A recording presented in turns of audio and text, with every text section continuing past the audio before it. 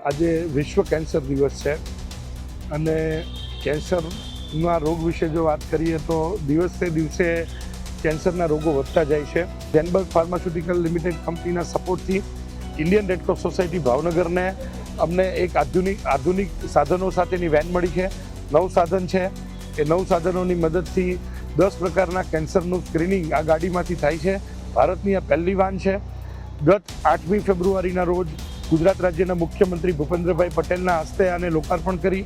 ત્યાર પછી લોકોની સતત આ કેમ્પો માટેની ડિમાન્ડ છે. મને કહેતા આનંદ છે કે હમણાં સુધીમાં ફેબ્રુઆરી અને માર્ચ મહિનાના બીજા વીક સુધીમાં ટોટલ 25 કેમ્પો અત્યારે આ સમય દરમિયાન થવાના છે.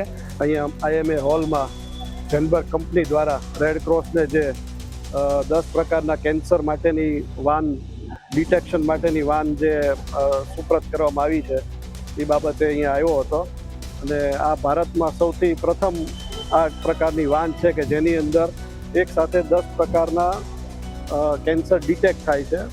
બ્લડ કેન્સર છે, સર્વાઇકલ કેન્સર છે, ઓરલ કેન્સર છે અને બીજા 7 પ્રકારના અલગ અલગ આવી ભારતમાં પ્રથમ વખતની આ વાન મેં જોઈ છે. અમારી તમામ માહિતીથી અપડેટ રહેવા માટે જોડાયેલા રહો S9 ન્યૂઝ સાથે.